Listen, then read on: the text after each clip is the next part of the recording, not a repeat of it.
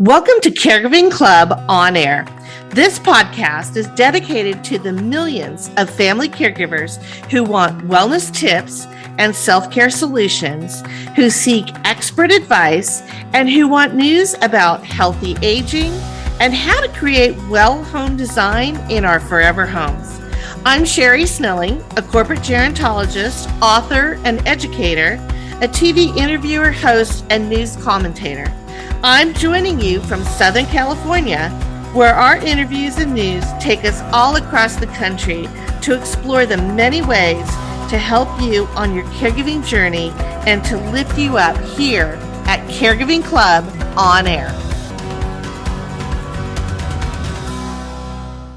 Welcome to Caregiving Club On Air and our October episode, where we're focusing on National Emotional Wellness Month and Laughter Medicine, National Financial Long-Term Care Planning Month, as well as Train Your Brain Day, World Vision Day on October 13th, and World Smile Day on October 6th. I'm Sherri Snelling, your host, and we've got two wonderful guests on our episode today. The first is in more of our emotional wellness area, and that is Dani Klein Modisett from Laughter on Call. She's going to talk to us about how to address loneliness and stress, both for our older loved ones and ourselves, with laughter as medicine. And then our second guest is Lisa Rehburg, who has been in the insurance industry for 30 years, and she's going to give us some really interesting insights into financial wellness when it comes to life insurance policies and what we need to think about with those policies as we get older. And then in our Caregiver Wellness news, as I mentioned, it's World Smile Day on October 6th, as well as Train Your Brain Day on October 13th.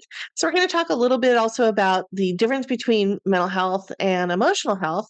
And also something from my book, Me Time Monday, the weekly wellness plan to find balance and joy for a busy life. And because it's National Book Month as well, we're going to continue talking about my book. But there's something in the book that I thought was really interesting called emotional frequencies, which is really being used now in medicine and in certain treatments. So I'm going to talk a little bit about that. And then, as I mentioned, we're going to get into Train Your Brain Day. We'll also be sharing an update to our Caregiving Club Book Lovers reading list for you with some new books. And as I mentioned, it's also World Smile Day. And so we'll talk a little bit about that. And then changing gears and getting into our Well Home Design news, I'm going to talk a little bit about emotional wellness when it comes to bringing nature inside. So we're going to talk about the wonderful properties of plants with air care, but also for boosting our mood. And then also I'm going to talk a little bit about breast cancer and how it has to do with our environments. I'm going to share a little bit about that that will help those who are either going through breast cancer treatment or some things to think about in terms of breast cancer prevention. And then finally, as always, we're going to end our episode with our Me Time Monday Wellness Hack. And I think you're going to want to stick around for this because we're basically going to give you a 5-minute exercise that you can do anywhere, anytime that will train your brain. So it's all for that Train Your Brain Day. And you're going to want to stick around and learn about that. So with that, let's go to our Caregiver Wellness news.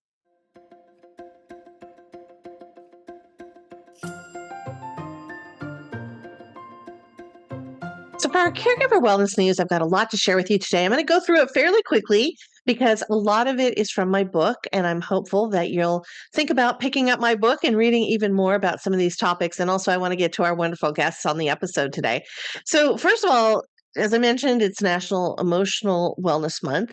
And one of the things I address in my new book, Me Time Monday, the weekly wellness plan to find balance and joy for a busy life. I have to keep thinking about the title, it's long, is the difference between mental health and emotional health, because we often use them interchangeably. And while they're very much connected, I wanted to just give you a little bit of a definition and some insights from my book that I go into in depth with how it really has to do with brain health and some other things. But basically, mental health is the health status, if you will, of our psychological and function in terms of cognitive functioning. So, for instance, we know 1 in 5 Americans have a mental health illness, and that can be anything from generalized anxiety disorder to mild or clinical, more serious depression, and also things, for instance, like the schizophrenia, which is the schizoid spectrum, and a variety of other uh, diseases and disorders that fall into mental illness. So that's kind of more of your physical state and the status, again, of your mental health. Now, emotional health is very interesting because the emotional health part of this is how we react in terms of our relationships and our communication and things that are happening in our world if we have a mental illness. So let me give you an example. Let's just say that you have a lot of anxiety, maybe a lot of fears, a lot of frustrations, maybe even some mild depression. And it could be based on a lot of different factors in life. Very often we hear from caregivers that sometimes, they suffer through some of these things when they're caring for an older loved one who's dealing with a devastating diagnosis or something that, can be very painful, or just the frailty and vulnerabilities of aging. Now, what happens is caregivers will react to those feelings, and eventually, when they don't have outlets, like getting out in nature and taking a walk, or maybe meditating, or even eating more healthfully, or exercising a little bit, and getting good sleep, and all those other things we know that can help our mental health, the reaction to this buildup of stress and anxiety is what we call burnout. So burnout then would be your emotional health status. So like it's subtle, I know it's a little, it's kind of a subtle difference, but that's really the explanation on how those two are tied together. Now, something else that I think you're going to find really fascinating in the book, and again, I'm not going to give it all away because I hope that you'll pick up the book. But one of the things I did in the book is I was really adamant with my publisher on having some color images and charts and other things that I really, felt visually reflected a lot of the good information and science and other things I was telling you. So one of these areas is in the emotional health section, and it has to do with emotional vibrational frequencies. Now, let me explain that a little bit. So, anything in our universe, and that has to do with everything in space, the stars, the planets, everything on our planet Earth, whether it's, animals or humans or flora and fauna and everything else, everything has an energy field. And I get into this in the book how for humans, we talk about that energy field being approximately about 4 feet in diameter around our body. And there are, kind of some sonic vibrations that go along with this that I explain in the book. But what's really interesting is when we are reacting to our environments or to other people who are within that space, in our space, we have different emotional vibrational frequencies. So, for instance, if you're doom scrolling on social media, your vibrational chart score is probably going to be lower. You're going to have that lower frequency, which is going to be more in the fear, maybe the apathy levels, which are down on the chart, lower on the chart, versus maybe you're, again, taking a walk in nature, you're playing with your dog or with your kids or whatever it is. And that's going to really boost your vibrational frequency chart score. And it's going to put you up into the areas of love and peace. And the ultimate score at the very top is enlightenment. So I go into a lot of the details in the book, but it's really pretty fascinating because we also absorb the emotional frequencies of people around us. And so this becomes really insightful in terms of it's all tied to our brain health. Okay. So it's tied to that neuroscience of how your brain works. But because of the people that we surround ourselves with, we can find ourselves being happier, being lonelier, being sadder, feeling more joyful, whatever it is, has a lot to do with the vibrancies and the vibrations that are within our immediate area. And so what's happening in medicine right now is there's this movement to really observe and take a look at what's being called energy medicine or vibrational medicine. So again, lots of more information in the book along with the chart so you can test yourself on where you might fall. And again, you're going to fall maybe in different frequencies, throughout the day and on different days and all that kind of thing. But I think it's just really it's very interesting to be a little bit more in tune with our emotions. And rather than feeling like our emotions are taking over, we're actually the ones that are really in charge of managing all that. Now, I also mentioned that World Smile Day is coming up on October 6th, which is great. And smiling is really wonderful for your health. Not only does it work out about 53 different muscles within your facial area, which is pretty interesting. So it's a good facial workout. But also, it boosts your endorphins, which are your pain relief, euphoria hormone, and also serotonin, which is your mood boost hormone. So, smiling is really great. And there's a little quick brain hack that I'm going to do. I'm going to put it up on my YouTube channel, and I'll post it on social media and the website. But it's a quick little hack you can do to kind of encourage smiles throughout the day. And I think most of us know that it's really hard to be sad or mad if you're smiling. And also when you smile, it's a pay it forward kind of thing, because then other people smile, they feel good, they feel like there's this connection. So it's kind of a really nice little health boost for us, a little health hack that we can do. Now, a couple other things I wanted to mention. October 13th is both World Vision Day as well as Train Your Brain Day. And this is really interesting because, first of all, I want to talk about vision. Vision health is really important overall to our health. Very often what we see is that people who are over the age of 50 start to drop off not getting their annual eye exam. And let me just caution you, because a comprehensive eye exam can now give you an early diagnosis and early detection for things like diabetes and also Alzheimer's. And it's all because of the way that they can look at the back of your retina and see the blood vessels in the retina and make those determinations on your health. So it's really important, not just for eye health. And certainly as we get older, we don't want to fall at home. Sometimes our prescriptions are out of date. We don't see quite as well. It actually becomes even more important to get your eye exams as you get older rather than less important. So I just wanted to do that quick shout out for World Vision Day. And then World Train Your Brain Day. Again, I've got really great information in my book. Actually, in the intellectual wellness section is where I put it. And I have a great story about Tom Brady training his brain. So it's football season. Do a little shout out to the retired Brady. But he used a suite of software from a company called Posit Science, which does Brain HQ software that really works out different areas of your brain. And that's the important part. It isn't about playing a crossword puzzle or Scrabble or whatever. It's about working out different areas of your brain. And that's what this software does. And I find it to be one of the best products out there. And of course, they're also included in my book, but it's because they have so much science behind them. They have more than 200 scientific research studies they've done on the effectiveness of these brain training programs to make us a little sharper. And as I mentioned, Tom Brady used it before he retired from football, so he stayed sharp on the field. So it's a nice little brain training shout out to Brain HQ. And I'm going to share with you something that's really simple. You don't need software for it. It's free. But we're going to do a brain health hack, a brain health exercise in our Me Time Monday Wellness Hack at the end of this episode. So you're going to want to stay tuned for that. Let's see, what did I miss? Oh, this is really fun. Okay, so also in October, we celebrate Active Aging Month, which is a week, which is October 3rd through the 9th.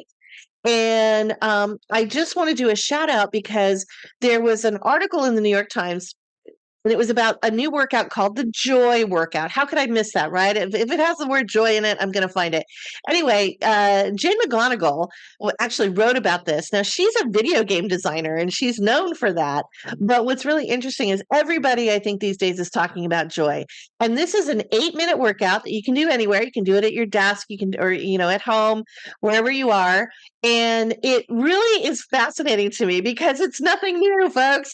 In my book, I write about how J.P. Mueller, who had his My 15-Minute System that he published back in the early 1900s, it's the same exercises. It's about moving and swinging your arms. It's about reaching up. It's about bouncing a little bit.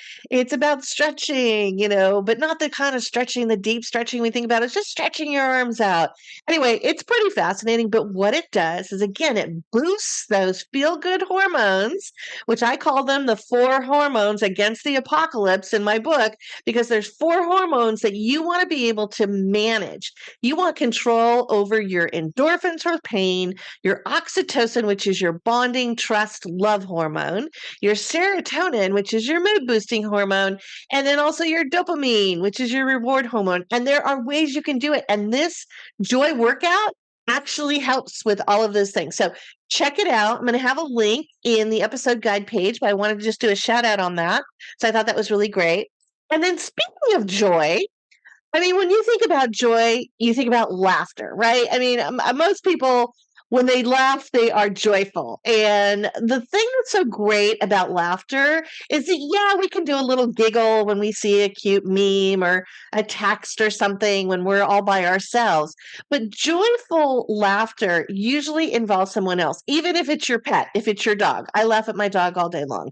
But usually we do it in a social setting, which is really great. And again, that's a boost for our health. So, I can go on and on about this, but I wanted to get right into our interview now with Dani Klein Modisett, who, as I mentioned, is the founder of Laughter on Call. She's going to talk about this laughter as medicine and a lot of her programs that she's doing both to help people who have dementia and Alzheimer's who are in memory care, as well with employers who are seeking new programs and things for their employees. And it all is based around joyful laughter. So with that, I'm going to go to my interview with Dani Klein Modisett. So I am really excited to have my guest on today, Dani Klein Modisett, who is the founder of Laughter on Call, but she is also a fellow author. And since it's National Book Month in October, I thought that was kind of exciting. Her book is called Help My Spouse, Please. Keep your marriage happy, healthy, and thriving by following the rules of comedy, which I think is such a great title. And I think everybody out there probably is laughing right now with you, Dani, over all of this. But it is great to have you on Caregiving Club On Air. Welcome. Thank you. Thank you. Yeah, I'm super happy to be here. And it is funny about that title because people always think it's about like, take my spouse, like, get out of here. But Right. really, it's about staying. It's about using the tools of comedy in a long-term marriage. I had this idea that couples that laugh together stay together.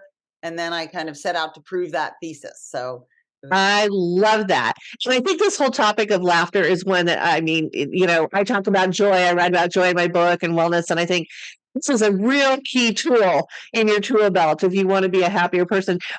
Tell the audience really quickly. So you and I met when we were both on The Doctors TV show, which was really fun. And we just bonded immediately as we were, kind of with our nerves before we went live with all of those doctors and everything. That was really fun. But I also want to do a shout out and give you a congratulations because you were recently named to the Forbes. Now it's 50 over 50 list. Is that correct? yes, it's cats out of the bag. I'm over 50, everyone. Yes. Well, congratulations on both being over 50, but also being named one of the top 50 people by Forbes. That's really a tremendous honor. So we're really honored to have you on today. I'm going to launch right into this, Dani, and I want you to tell the audience. First of all, we always ask our guests, where are we talking to you from today? Great. So I am in Los Angeles, California, actually in Atwater Village, which I always say is the Brooklyn of Los Angeles because I'm from New York. Laughter on Call, my company, we do service the whole world actually, but we're based in Atwater. That's where I'm sitting right now. Great. So you're a global company. Yes. Operating out of Atwater. So tell us a little bit about what Laughter on Call is, but also the origin story. How did this get created by you? Sure. So my mother was diagnosed with Alzheimer's. She was living in New York City. I was living in LA. And eventually I had to move her to be closer to family because she wasn't really leaving her apartment. And so I brought her here to a wonderful place with a big chandelier. And so I thought she would think that she's on the Upper East Side, but no, she very quickly realized she was not. And she became depressed and withdrawn, and I felt really guilty about it. And I was at my dentist, and of course, because it's LA, she's also like a life coach. And I said, I just don't know what to do. I'm so sad about my mother. I wish I could hire a comedian to cheer her up. And she was like, oh, well, you should definitely do that. That's a great idea. You should do that. So short story shorter, I put up on Facebook looking for a comedian interested in gerontology paid gig. and my phone rang like immediately. It was a friend of mine who knew someone in LA sitting on park benches. She wanted to work with seniors. So the woman came, I hired her immediately. I said, come meet my mother and let's see how that works. And she did so much instinctively of what we train now in terms of like taking the person in, getting at eye level, making eye contact, being fully present, being honest. And she just looked at my mother and she said, I know, you don't want to talk to me. No, you're probably thinking, who is this schmuck just talking to me? And my mother heard the word schmuck and like her eyes lit up and she just started laughing. And I just hadn't seen that. And then of course the comedian, like they said, schmuck, schmuck, like, as a comedian will. And it was like this like schmuck off. And it was so joyful. And I just thought, oh, even in that moment, I was like, oh no, this has to be everywhere. Like, why isn't this everywhere? Where comedians always need work and like people in cognitive decline feel so isolated. And I'm definitely a believer that laughter is the shortest distance between two people. And so, boom, that was it. And so then I launched Laughter on Call and started sending comedians everywhere. And then communities started asking for training for their regular caregivers. And because I'd written the book and I taught stand-up at UCLA for 10 years, so I had a whole curriculum. And so I kind of broke that down and adapted it for cognitive decline. And so then we were doing all of that, going around training people and working one-on-one. And then, of course, we know March 2020, COVID, couldn't get to any of our people and took everything virtually very quickly, like that Monday. I said, you know what? Let's do like lunchtime laughter. We'll do it virtually every day, Monday through Friday. So that's how. I want to ask you, first of all, I just love the concept. I love the fact that you really, it's about laughter, of course, and it's about those joyful moments that, that we all love, but it's about also looking at the person, particularly someone with dementia and Alzheimer's, as still a person. And very often I think that either as family caregivers or just as, family friends, when the person doesn't engage in the way they used to because their behavior changes or their language is difficult, or of course we know the memory issues. We kind of just start to dismiss them. Okay, let's just make them happy and comfortable in the corner, not engage. And I love the fact that you are like, no way, we're getting in there. We're going to pull out, that belly laugh, from someone or whatever. So tell us a little bit. Okay, so COVID hit and you had to go virtual. How did that work? Did that work out okay? And what are you doing now that we're coming, we've come out of the COVID situation? Well, it was super interesting because that lunchtime laughter that I mentioned was initially designed for people with cognitive decline and their caregivers to get a break every day, 12 to 12:30. And what happened very quickly is that perfectly lucid people were showing up who were just feeling like lonely. me. Right. Yeah. Like isolated, lonely. Oh my God, I can't leave my house and wanting to laugh. And so from there, I realized, oh, wait, we are uniquely, like the whole world is in isolation and we're actually uniquely qualified to address this with laughter because we know what we're doing. We've been doing this. So I approached a bunch of different corporate, because I was reading in the Harvard Business Review and Forbes and the New York Times about how HR was, at a loss. They didn't know how to bring their people together and how to deal with the mental wellness issue. So very quickly, like that November, we ran like 8 hours a day. We were running events virtually to bring people together from around the world. And then, of course, as the same pattern, like then people wanted training. They didn't just want the party, they want training. So now that's what we do. We do in person and we still do virtual. A lot of companies are hybrid or completely virtual. So we still run events virtually. And I'm going to Virginia on Friday. We've done a lot of events in person as well. And they're essentially about team building and sharing communication skills. And how do we keep people feeling a sense of belonging? And I love, again, how it's evolved, because it started with you wanting to address the issues with your mom with dementia. And now it's hitting the caregivers, the family caregivers, who we know 1 in 6 employees are caring for someone over the age of 50. So they're balancing that with their job. And there's a lot of burnout in that, as you mentioned, emotional health stuff. So it's fantastic now that these employers are really tapping into the benefits of all of this. And, we know that there's a lot of, the feel-good hormones, the oxytocin and the serotonin all come out when you're laughing. It's kind of part of our ancient brain. It's part of that being back in our tribes and, kind of playing with each other and laughing and all those kinds of things. So tell me about, there's a program I was really fascinated by. And by the way, you have a lot of really interesting programs. Like I was reading on the website about the laughter gym and the happier hour sessions that you do. But tell me also about those, but about Pilates. I want you to talk about that. Okay, sure, because that's our caregiver training, Pilates. I say it's like Pilates for strengthening your caregiver core. I love it. Yes, I do like to make things memorable. And it's basically 8 tools.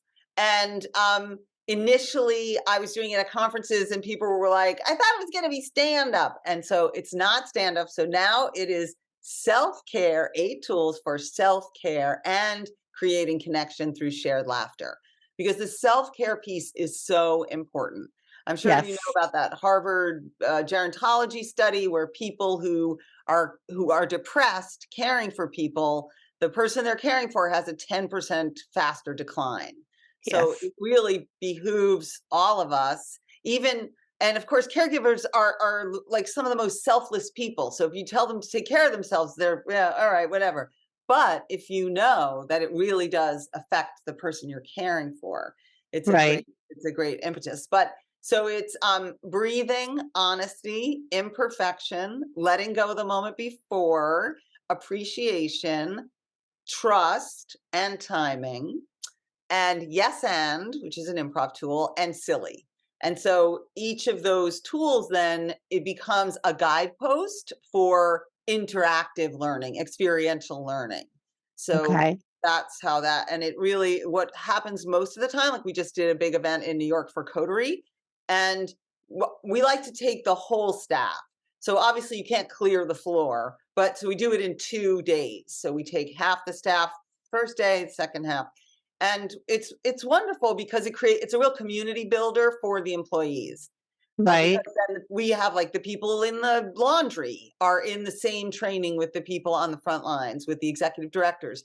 And the other way that sometimes I come in and work is if you need like an outreach to the community as like a way to say, you know what, we have a different approach. We're trying this other approach or additional approach, which is to bring levity and connection, human connection. And you raised an interesting point about the silly, because what we have found, and I know you know this, is beyond language. Like you can still make a connection beyond language. And I think that's what people don't, unless you've been through it and seen it, you don't really believe that. And that's why a lot of people are like, well, whatever, and they are like, she looks great. And like, she's sitting right there, but they are there. And so if you give people tools, just really simple tools, they are more likely, hopefully, to show up, and engage. Oh, absolutely. And I think, as you said, employers have really been struggling on how do we entice people back to work? How do we get people back to work? And, how do we create those bonds? I mean, there's a lot of like, okay, we'll do an employee, day off or resort or whatever, but it isn't so much about bringing people together. And this is, I'm curious, how long does that type of a workshop, if an employer out there is listening and says, wow, I really want to do this with my employees, what's the time duration that they have to dedicate to have their employees do this? So we can do it in an hour. I recommend at least 90 minutes. And like the one we're going to do in Virginia is 3 hours. So it really just depends how much time you can afford. But the more we can reinforce the ideas that we're talking about with actual experiential games or exercises, if you will, the better, so. Absolutely. Well, and I love that. And just a little insider comment to our audience listening. You and I have talked about working together because I've got my workshop on Me Time Monday, which is about the 7 wellness elements of life. But you really kind of address this in so many areas, the social wellness and the emotional wellness. I think that's so vital and so critical right now.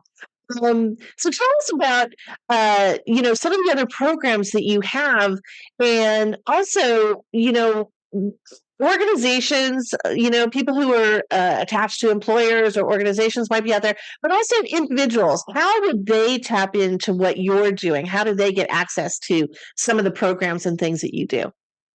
Oh, well, they definitely can reach out to me, Dani, at laughteroncall.com. I've run a lot of family workshops too. So if someone in your family is struggling with cognitive decline, we bring like extended family together for education. So like a private workshop. And we also we're launching a webinar, a back to work webinar. So it's funny that you mentioned that for employers. How do we do it right? Right? Because this is a big struggle. I was just talking with someone about what were formerly known as soft skills. Remember the days when we called them Oh, soft yeah. skills? Now Well, those are number one, right? exactly. Oh my God, that's what we were talking about. Like, not so soft. Yeah, yeah. All that emotional intelligence is now really important in the workplace, which is great. Yes. We need more of that. So, Yeah, for um, sure. tell us a little bit about if there's any stories maybe that you have. Obviously, the story of your mom is great. And I saw personally some of your images and videos and stuff of how she just really blossomed. But, what are some of the things that you've seen in terms of an older person who might be lonely at home, whether or not they have dementia? How has this really changed their life that you've seen? Well, I always love to tell this story because, it's called Laughter on Call, right? Because laughter, I couldn't call it cognitive engagement on call. Like Right. you know what I mean? That doesn't get anybody excited. No. But Except for really, the academics out there. They yes, would love yes, that. yes. But if you want regular people to get excited, and if I want to have a yellow background, I got to call it like, laughter. Like that's what that's exciting to people. But really, and this is the same thing that I learned with my book, writing the book about marriage, right? Like, yes, laughter, it turns out, is the byproduct of all these other different ways of communicating being in place. And so one time we do a lot of interactive storytelling in communities, right? And there was a Mhm. woman sitting, and a lot of times what we do is we set up an improv, like, oh, we're going on a cruise. Now, where should we go? It's a lot of take suggestions from the audience. And we'll do whatever they say. And somebody said goat yoga. You know what I mean? Like, whatever. Okay, great. But anyway, so we're doing a boat one, and I'm passing out drinks. I'm like the waitress, and you give them two choices, so it's no stress, right? That whole idea of no questions where they have to like really search. It's just, do you want this or do you want this? Right. And so I said, do you want, champagne or a martini? And this woman turned around and she said, shut up, shut up. And it was so great because I was like, yes, I will shut up. Now, why should I shut up? Like, what's going on? What don't you like? It's loud. Okay, it's loud. All right, you're right. It's too loud. It's too loud on this boat. Turn the music down, And so I'm engaging with her. And that is the key, is not Yeah. like, I was really interested in her opinion and Right. genuinely didn't dismiss it and say like, you're nutty. Not that anybody would necessarily do that, but it's about the engagement. So that's those are the best stories to me of like, how do we engage? And we had people during COVID, we do half-hour virtual one-on-ones with people, Mhm. and Mhm. there's a whole intake, so we know a lot about the person's backstory, right? So there was one who had been a voice teacher and written a book about voice, about voice, and so the Yeah. student comedian came to him for advice, ideas, tell me stories. We've had another situation where somebody was a journalist and writing an article about this person's life. And so, I wrote a whole thing about therapeutic lying. I'm sure you've heard of therapeutic lying. Yes. Yeah. So it's people are always like, yeah, I'm sure that's real, but it really is. And Yeah. so we engage in that way because it really, what we're always trying to do is restore people to their dignity of like Right. when they were their best selves, and really, had a sense of their contribution, because that's a lot of what goes away is, Yes. that lack of purpose. Well, and I've heard you talk about this too, and this is so vital again in the dementia community, but I think in general, as we're dealing with, older loved ones, is to meet them where they're at. So often we try to pull them into our reality and they just can't make that leap. They can't make that journey. But if we meet them in their reality, like you said, hey, we're on a boat. Okay, it's loud. Let's, get that music turned down or whatever. I mean, all of a sudden you're creating this, experience where they can really feel like they are engaging and not inadequate in trying to, stay with the general, day-to-day activities and stuff. I love that. Exactly. And I mean, I think what's really interesting and what we've learned is, yes, that is 100% true for people in cognitive decline. But guess where it's also true? Everywhere. Yeah. Yeah. Guess what? You're Guess right. what? Everyone needs to feel seen and heard. The Yes. Surgeon General has declared loneliness an epidemic. And Yes. what is loneliness? It's a sense of not feeling seen, heard, or that you matter, Yeah. And so, well, 1 in 2 Americans is what that report said that you just referenced, which is pretty startling when you think about it, right? 1 in 2 of us are lonely. And my belief is that, we need a balance back in life because we did have to isolate, during COVID. And so that took away that in person. We've got to get back to that, what they call IRL, in real life. And part of it is, again, it's the oxytocin release that you get by looking into someone's eyes, being close to them, the warmth of their skin, or even the smells. It's all multisensory. We forget about that ancient brain that still is inside of us saying, I need this connection. So while it's great that we've got, texting and social media and Zoom and all these things, we still also have to try to do those in-person things as well. Oh, yeah. I mean, I'm writing a piece about hugs. You know what I'm saying? Yes. Hugs, Hugging 8 is, hugs a day, 12 hugs that's a right. day. And, Yeah. it really, everything that you just said, all that sensory experience, without it, it's a deprivation that then it's like a recipe to feeling lonely and isolated. Right. And so Well, that's a lot of, oh, sorry. no, I was just going to say, and I think people, again, we dismiss it because it seems too easy, right? Just being in someone's company or just laughing with them is going to make you healthier. And people go, well, how does that work? But it starts. Yes, absolutely. And I think it's something that, they're trying to figure out in the business world now. Like it's a new set of rules of what it's no longer so strongly separation of church and state when it comes to your being and your work being, right? Yep. And Yep. but what are the rules around that, and what are the boundaries around that? Because I've been thinking about, like, you can't really walk around the office asking for a hug, but Right. can you? Like, I mean, maybe there are people for whom, like safe space, like asking permission, all that. Yep. Probably not. That sounded a little bit far-fetched, but acknowledging that the humanity Yes. is part of a corporate culture now, and it needs to be if they want to stay competitive. Right.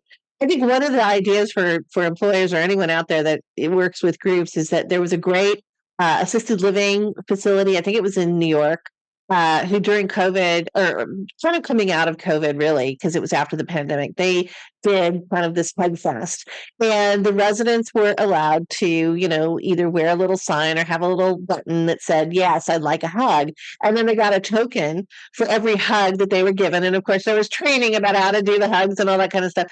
And it was amazing how many tokens so many of these, seniors gathered. And we know that, and I'm sure you're writing this in your article, it's 8 hugs per day is kind of the prescription to release the oxytocin that becomes brain protective and also brain boosting in terms of our emotions. So just love that. So maybe the employers you can have a little sign on your cubicle or whatever that says, yes, I will accept hugs, I mean, totally. So great. Because you have to find, there has to be a reason why people need to come back to the office. Like that's the challenge, because nobody wants to commute, and you get used to not leaving your house.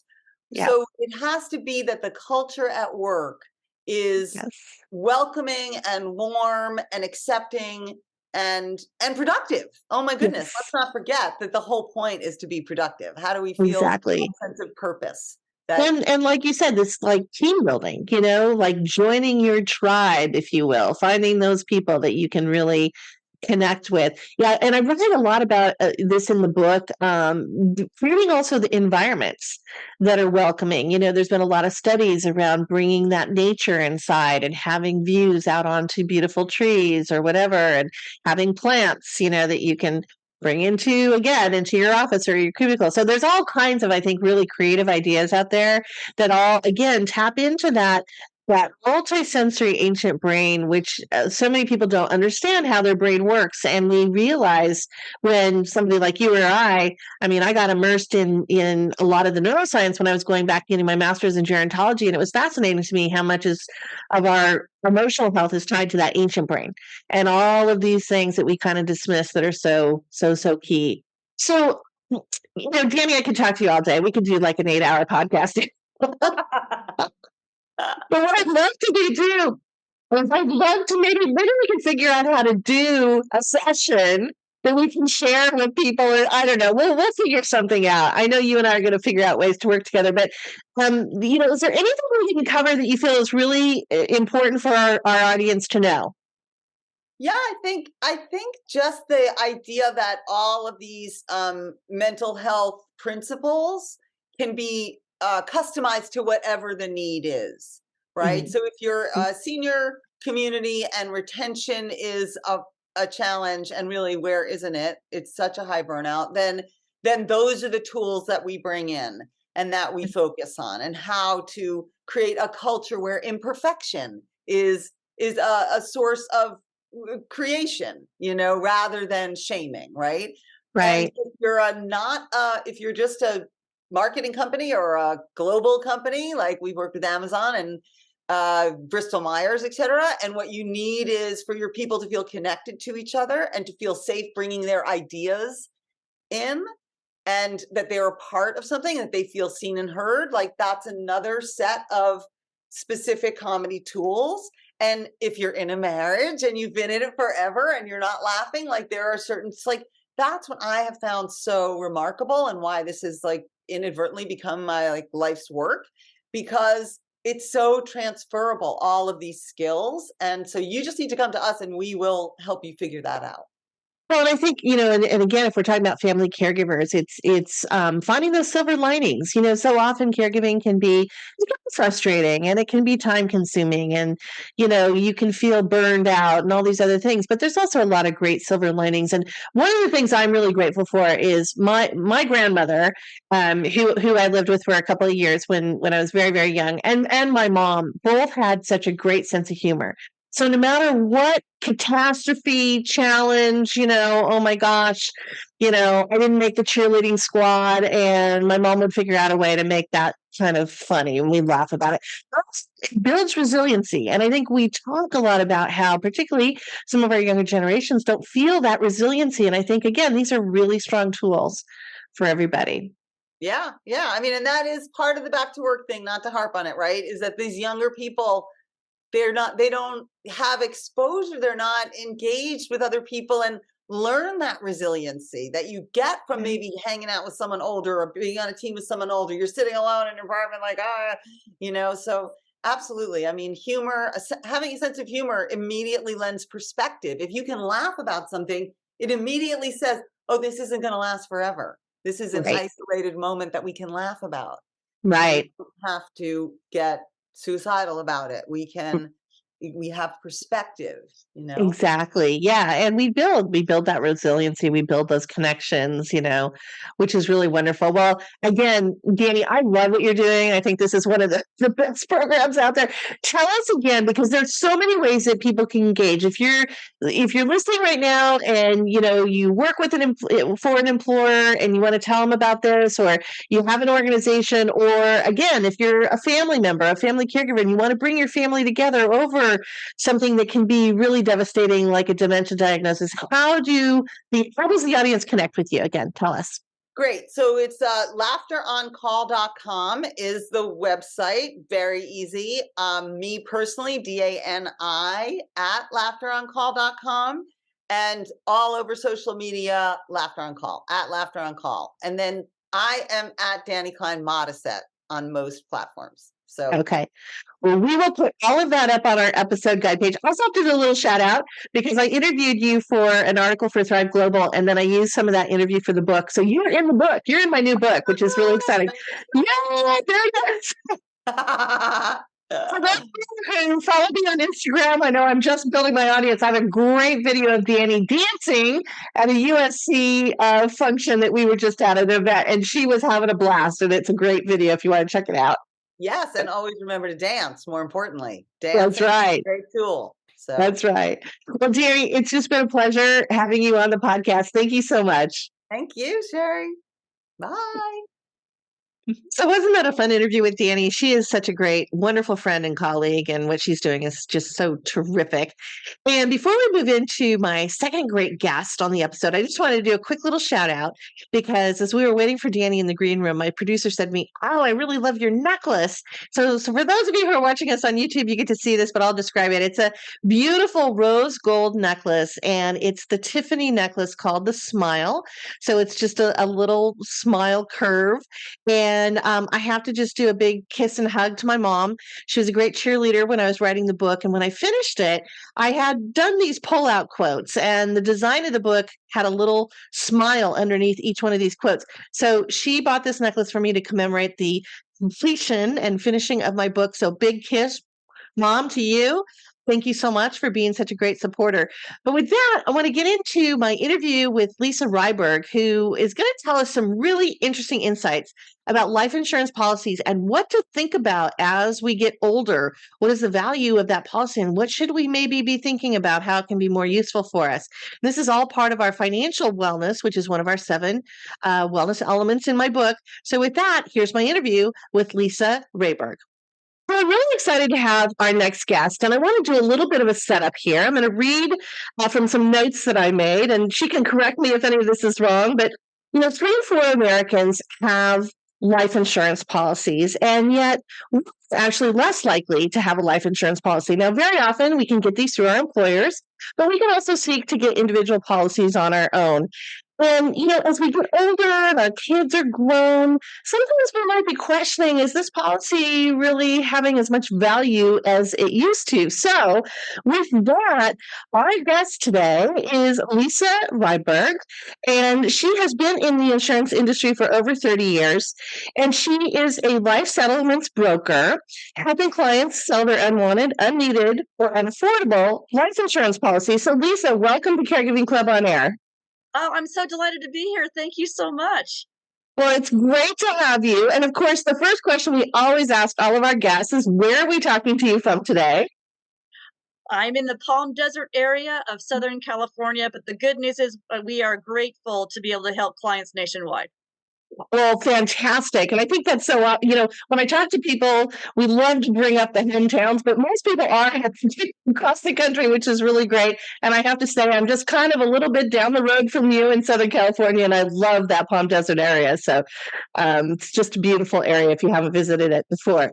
So Lisa, it's perfect right now, by the way. Sorry. Well, no, I know. And in fact, I kind of feel like it's perfect all year long. Do you? Well, not in July when it's 120, but other than that. That's true. Then you want to either be inside or in the pool, right? Yeah, exactly. It's great to talk to you because you and I recently met on a business roundtable, and, it's really intrigued by what you were talking about. And we always like to bring financial wellness information to our audience because that is part of our caregiving lives. And, as we're all getting older, we're looking at different things. And I really felt like this is something we don't maybe know enough about, and, don't know the answers and don't know the questions maybe to ask. So I want to just jump into it with you. First of all, I'm curious, how common is it for older adults to consider selling their life insurance policies? I mean, do they even know they can do that? A lot of people don't, Sherri. So that's the challenge. That's my personal passion. So that's why I'm so grateful to be here. They don't realize that their life insurance policy is an asset, just like their car, just like their house. And yes, they can sell it. And yes, it's legal. People are like, never heard of it. That's just a little weird. But yeah, they can sell it. And we help clients every day. And we're very fortunate. Yeah. And, what's really interesting is, so, in terms of the types of policies that can be sold. Now, I know that For some people, they might get it as a benefit through their employer, and maybe you can explain what happens maybe after you've retired or whatever. But also we have, plans that we got when we were younger and started to have families.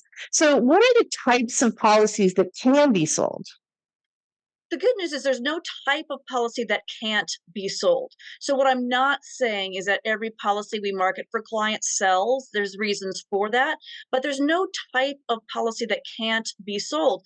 And what's interesting is sometimes I have people say, "Oh, Lisa, you're probably only interested in those whole life policies that have a lot of cash in them." And actually, the opposite is true. Our number one seller is universal life. And frankly, in our world, the less cash, the better. And we also sell almost as many term policies as universal life. So, people think, oh, my term policy doesn't have any cash and it must not be worth anything. It sure is. And we sell a lot of them. So there's no type of policy that can't be sold. Okay, well, that's good news. And how much money typically, is there an average amount of money that you can get when you sell these policies? There's not. It's so specific to each client, right? Their policy is different from everybody else's. And frankly, their life expectancy is different from everybody else's. So I'm going to backstory this a little bit. So thank you for your patience with this, but it helps explain how policies are valued. The bottom line is they can be worth nothing or they can be worth hundreds of thousands of dollars. And here's how the buyers view it. We're brokers, so we represent clients, but it's important to understand the buyers. The buyers are looking at how much premium are they going to have to pay because they're going to take over the policy. They're going to be the owner, they're going to pay the premium, and they're making themselves the beneficiary. That's what they get out of the deal. And we love them because without them, we can't help clients, right? So they're looking at how much premium are they going to have to pay, how long are they going to have to pay it? So this is not for people who are 33 years old and running marathons. This is typically for seniors because the buyers are looking for clients bluntly with 10 to 15 years of life expectancy or less, sometimes 20. Every once in a while, a little bit beyond that. We do have clients in their 50s, but they tend to have more serious health conditions to fit in that life expectancy window. So that's a long-winded answer to the shorter the life expectancy, the more valuable the policy is for a client because frankly, the buyer will get their payoff sooner. So policies can be worth tens of thousands of dollars or hundreds of thousands of dollars that people just don't realize are sitting on a gold mine. Which is amazing. I mean, I don't have a life insurance policy myself, but when I hear that it could be worth thousands of dollars at this point, it sounds really attractive. So tell us a little bit about once you sell the policy, and do you find that right now, are you able to counsel older adults? Because, a lot of older adults are on fixed incomes, and with the increase in all of the groceries and gas prices and, our daily living costs that have gone up, that we're really kind of feeling that pinch. Do you find that more and more older adults are looking for these kinds of alternatives, or are you able to get the word out to more people that can use this for things like maybe some in-home care if they need it, or even to pay for assisted living? Because all of those things, of course, are out-of-pocket expenses. They're not covered by Medicare. And I think a lot of people go, wow, when they see that price tag, and now they need to tap into those money sources. So what do you find what's going on right now? How is the environment? Are people more in tune with this? They are starting to be because there is a big buyer advertising on TV, and a second one is starting to do that as well. And that's a good thing because it raises visibility for our marketplace. We obviously have access to those buyers. We have access to a lot of other buyers as well to maximize value for clients. But back to your point, yes, we're seeing a lot more clients at least being aware of this. And we see a lot of people who, you are right, are trying to find ways to pay for in-home care, assisted living, memory care, or perhaps like a client I just talked to this morning, the premiums are just ridiculous. She's got a $150,000 policy on her husband that she's had since 1998. And get this, the premiums are $10,000 a year now to carry the policy. It's universal life. She has no cash in it. And it's just like, that's like almost $1,000 a month. Do I really need this policy anymore? It kind of did its job for 25 years, and now it's just not, fitting into my budget. And by the way, I now get, almost $1,000 a month of cash flow. Right, which, if you listen to the news reports, they're telling us that on average, families are spending, an increase of $7,000 to $9,000 a year just because of the cost of living. So you're going to try right around and just put that into your, what that cost of living is. But the good news is you have the ability and the flexibility of doing that, which is great. So you mentioned about your policy, doesn't have to be huge, doesn't have to be certain, terms or whatever. You can really work with anybody and let them know at least what the value might be. Tell us a little bit about what's the first step in thinking about this? Like, for instance, should you talk to your financial planner? And do a lot of financial planners even know about this? Are they able to counsel their clients correctly? That's a really good question. So I'm going to backtrack just a little bit. The good news here is that policy values of around 100,000, meaning that if the client's face value or death benefit of the policy is right around 100,000, it can be a little bit below that. That is where our market starts and above. So my point is, this does not have to be the $1,000,000, $5 million policies in any stretch of the imagination. Smaller face value policies are possible. So let me go back. Now I'm going to answer your question. Yeah, they should talk to their insurance and financial advisors for sure, right? Get their perspective. And here's the way I look at it. We're the last stop on the bus line, right? The client has already talked to their advisors to try to figure out what they want to do with this policy. Do they want to put more money into the policy or not? Does it make sense? Do they want to reduce the face value of the policy? So where we come into play is those conversations have already taken place. And the decision's been made. No, we're going to lapse this policy, meaning that we're going to stop making the premium payments on it and just let it go. Or I'm going to cash it out, right? I'm going to surrender this policy and get the cash out of it. That's where we come into play. That's where I'm here to say, please don't do that until you look at selling it, because on average, we generate 3 to 5 times that cash value in those policies that people surrender. And last year specifically, the number was 5 times. So they could be leaving a lot of money on the table. And the other answer to your question is a lot of insurance agents and financial advisors, A, do not know this exists. And B, if they do know it exists, just my personal opinion, I work with a lot of them nationwide and they're fabulous. There's a lot more that have like misperceptions as to what this is or how it works. And sometimes, bluntly, the life insurance companies will not allow their agents to talk about this. So if a client has, and I'm not going to call out any life insurance companies or agents, but if an agent is captive with a certain life insurance company, they're not allowed to even talk about it. So that's why this is not as widely known. But once again, it is legal, and more importantly, it's highly regulated by departments of insurance across the country. So that's really important for consumer protections.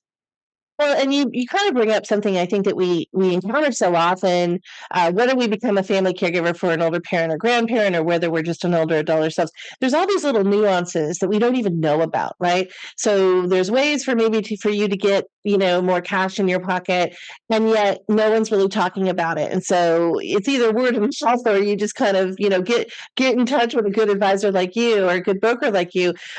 Are there any scenarios where you would actually counsel someone to hold on to their life insurance policy? Yeah, so I'm going to caveat this by saying I am not a financial advisor or an insurance advisor. I know that sounds crazy, but I'm not.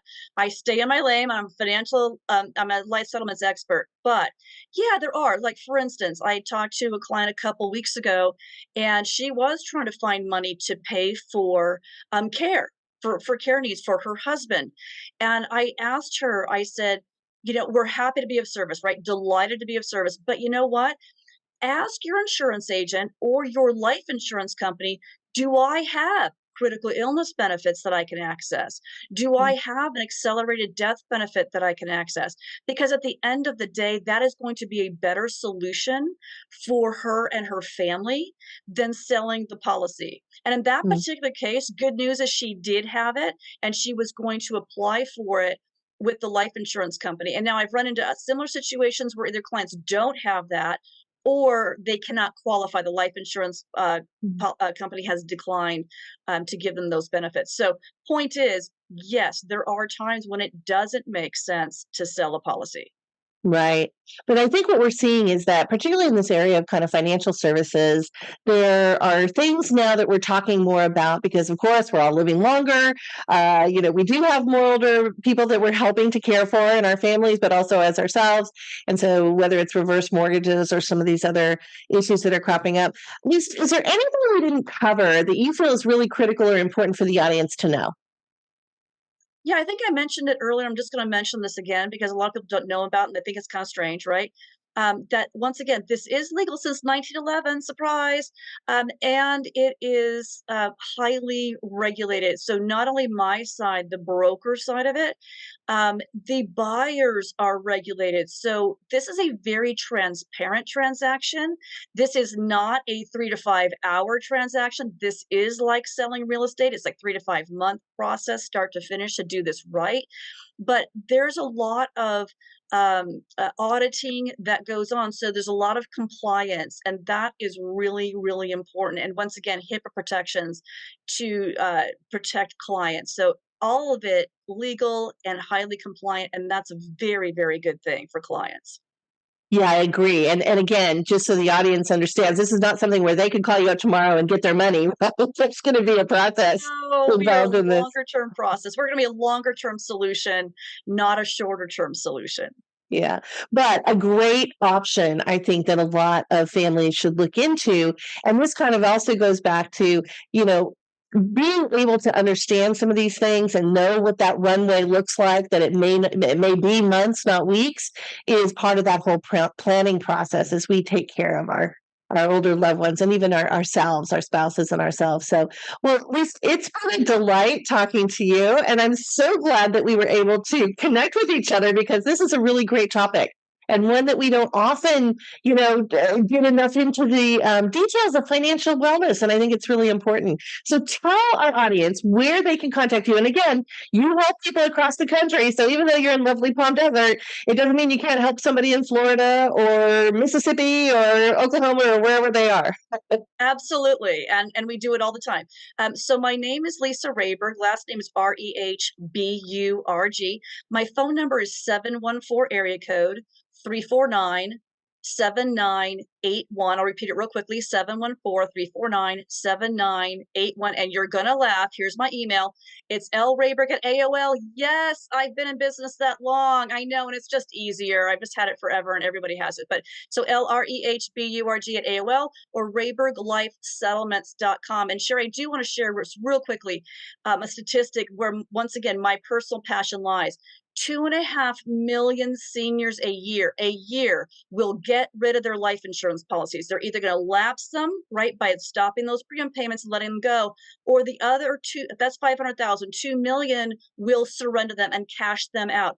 I'm just here to say, please don't do that until you look at a life settlement, because only about 3,100 of those 2.5 million last year sold their policies because they just didn't know we were here. So thank you for this opportunity to raise visibility for this solution. That's astonishing, that statistic. The percentage of how many actually know or did sell versus how many might lapse that policy. So that is a really, really critical message. And thank you so much for bringing that to us. Just a little comment on your AOL. I have another colleague who is also AOL, and there seems to be a little underground group that loves their AOL. It's not going to get rid of it. It's true. You know what, for me, it's just easier. You know what I'm saying? Because my other option would be Lisa at RehburgLifeSettlements.com. And it's so long. Is there an S at the end or not? I'm like, you know what? Everybody has it. It's easy to understand, easy to remember. So I know. It's retro cool. Well, exactly. Retro cool. I love that. We're going to have all of your information as well on our episode guide page. So our listeners who maybe didn't have a pen, if they were listening to Lisa, we'll have that on the episode guide page as well. And again, thank you so much for making time today to talk to us. This is a really important topic. It's my pleasure and my passion, as if you couldn't tell. So thank you so much for the opportunity. Sure.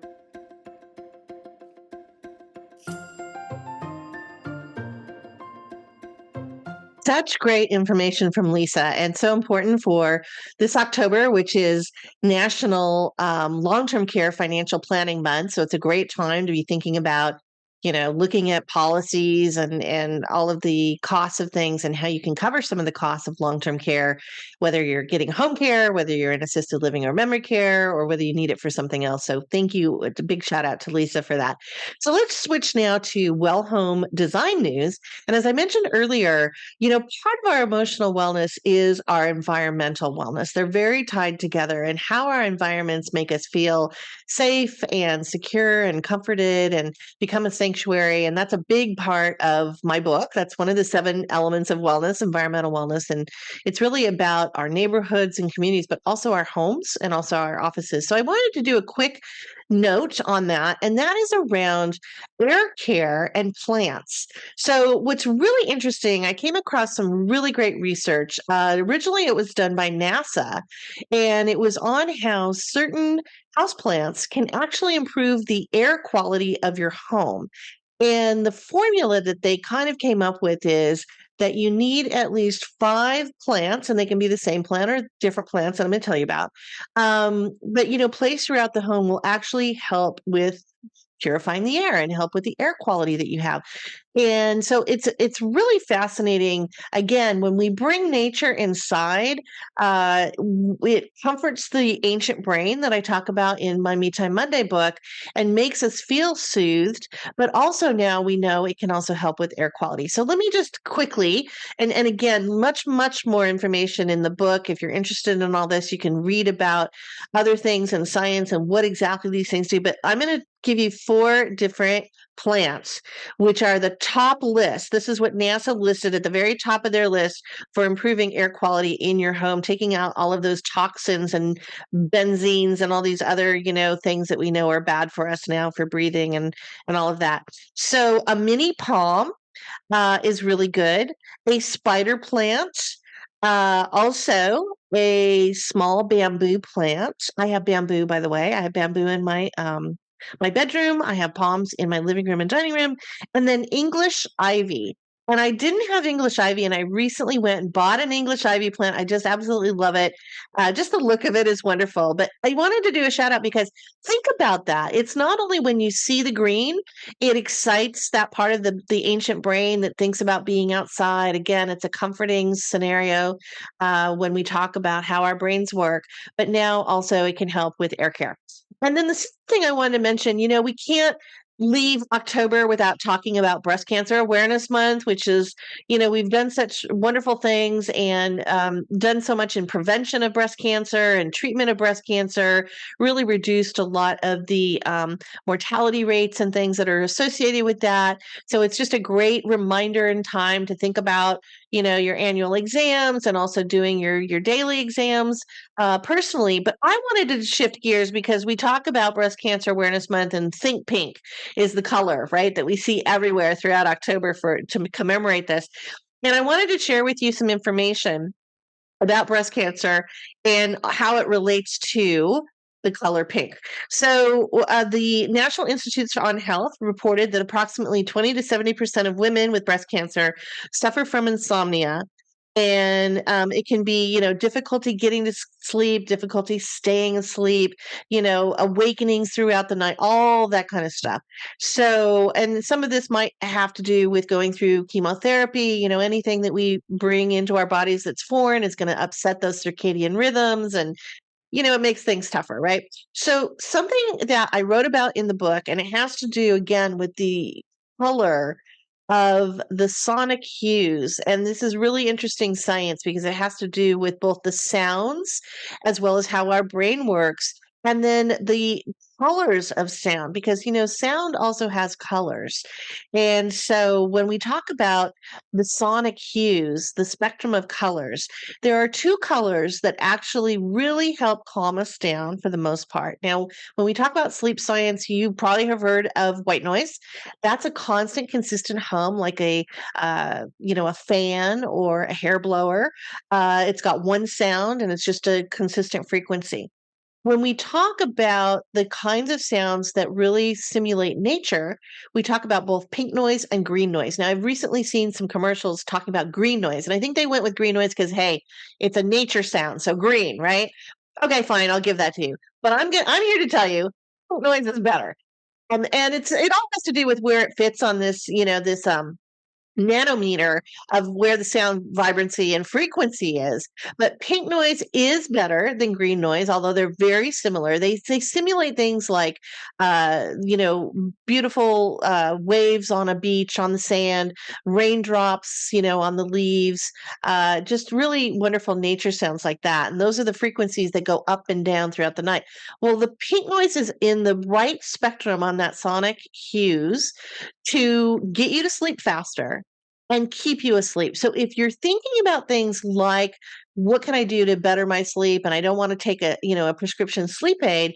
Think about this pink noise, vibrational frequencies that have to do with sound and with those, again, it's multisensory. But what that pink noise does is trigger the brain to think it's in nature. And that is going to give you, again, that soothing calm of being able to get to sleep and feel comforted and secure and safe. So just a little shout out there to pink noise for Breast Cancer Month. Now, let's go to our Me Time Monday Wellness Hack, which is our brain health hack. This is my little brain exercise. It doesn't cost a thing. It only takes 5 minutes. You can do it anywhere.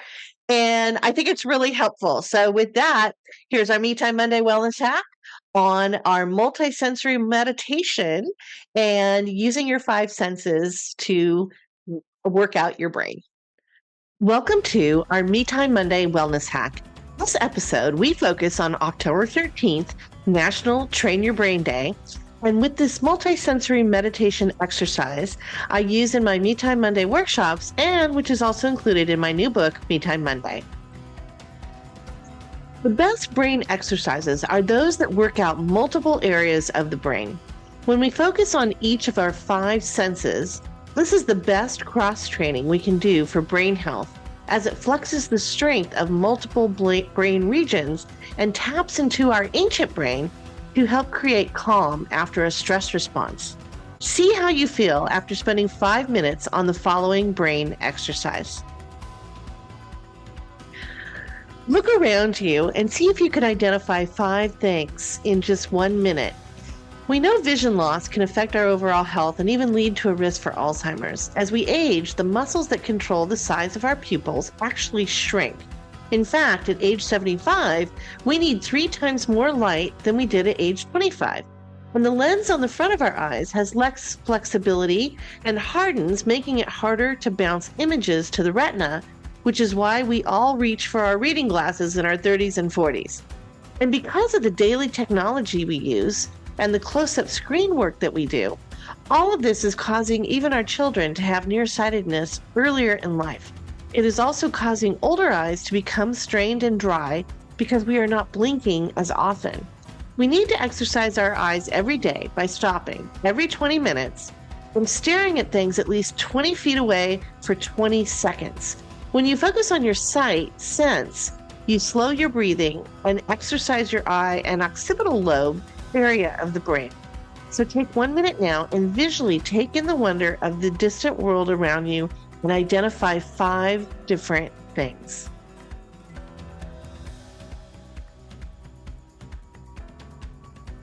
Now we're going to turn to our immediate space. Can you touch and feel 4 things in just 1 minute? Scientists have proven human beings cannot thrive without touch. We think of touch as human touch, which releases oxytocin, the feel-good hormone that makes us feel love and warmth and bonding. But touch can be clothing or lotion or a warm puppy. Scientists also know people who are stressed tend to touch their face more often throughout the day for comfort and clarity of thinking. But whether it is human touch or something tactile like touching a soft sweater or a cup of coffee or squeezing a stress ball, touch works out your sensory cortex and creates emotions that are essential to survival, such as comfort, empowerment, and relief. What 4 things can you touch right now in your immediate area? Do you have objects that can help create the feelings you need? Warmth, strength, relief, comfort? Have them at your fingertips for quick, touchy-feely breaks throughout the day. And don't forget the hugs. They help us heal and have hope. Go ahead now and take 1 minute, then reach out and touch 4 different things. The next is sound. You want to sit very still and see if you can hear 3 different sounds in just 1 minute. Simon and Garfunkel wrote one of their best-selling songs, The Sound of Silence, in the 1960s for the soundtrack to the movie The Graduate. But we know sounds, not silence, actually make us healthier. Songs and music are a powerful therapeutic tool, and when singing along or even playing an instrument, you are giving your brain a full workout where every region in the brain is engaged. This is why music therapy has been used to spark memories and movement in patients with Alzheimer's and Parkinson's, and helps reduce pain and improve flexibility during physical rehabilitation after surgery. Listening for sounds works out the auditory cortex, and music memory is the last to fade in someone with Alzheimer's. The digital technology we have in our daily lives, the overwhelming noise pollution, demands that we do a daily digital detox to listen to natural sounds. Take 1 minute now and listen to the sounds around you. See if you can identify 3 different sounds in the next minute. Now, smell is a very important sense. You might have to maybe get up and walk around for this next one, but see if you can smell 2 different scents in the next minute. We talk about stop and smell the roses. Remember that old saying? It meant take a pause. We know scent can evoke strong memories. Think of the famous French novelist Marcel Proust and his famous Madeleine cookies. We also know a loss of scent is typically tied to neurodegeneration of the brain and is one of the early risk signs of Alzheimer's. The olfactory bulb of the brain lights up with different scents such as lavender, which is calming, peppermint, which is stimulating, or rosemary, which improves memory and cognitive performance. And all of these, as well as others, are being used in modern healthcare treatment today. Take 1 minute, and what do you smell? Maybe you need to open a window, or better yet, step outside. Are there fragrant flowers, maybe a faint sea breeze or mountain pine, or other favorite scent? Go ahead now and take 1 minute and see if you can identify 2 different scents. And finally, we saved the best for last. We're going to take a bite of something. We're going to savor the taste, the feeling on your tongue for 1 minute. Remember the movie City of Angels, where Nicolas Cage teaches Meg Ryan to savor the taste of a pear? It's sweet and juicy, but it feels also like soft sandpaper on her tongue. Well, this is how the French eat, and if there's one thing the French people know, it's how to eat well without gaining weight. Their secret is tiny bites and portions, and eating slowly and socially. We often tend to eat faster and more when we eat alone. But it's also about savoring the sense of taste while you're eating. Actually, taste is really 80% smell. At least that is how our brain interprets it. Scientists say there are 5 main categories of taste: saltiness, sweetness, bitterness, sourness, and savoriness, also known as umami. Of these 5, studies do show that sweet tastes increase our pain tolerance and distract us from distress, like getting a shot. But all in moderation and go slowly. So go ahead now and take the next minute, find your favorite comfort food or treat, and savor the taste and the feeling on your tongue. We hope you enjoyed this Me Time Monday Wellness Hack. Each episode of our Caregiving Club On Air podcast features a new Me Time Monday Wellness Hack, and you can find these and more in my new book, Me Time Monday, the weekly wellness plan to find balance and joy for a busy life. You can visit me at MeTimeMonday.com or CaregivingClub.com. I hope you enjoyed this episode of Caregiving Club On Air. Please hit the subscribe button to listen to us on our newest channels, Amazon Music, SiriusXM, iHeartRadio, Pandora, as well as Spotify, Apple, and Google Podcasts, and other listening channels. Check out all the resources and article links on our episode guide page at caregivingclub.com on the podcast tab, and you can email us with questions or comments at podcast@caregivingclub.com. Thank you again for listening, and take care and stay well.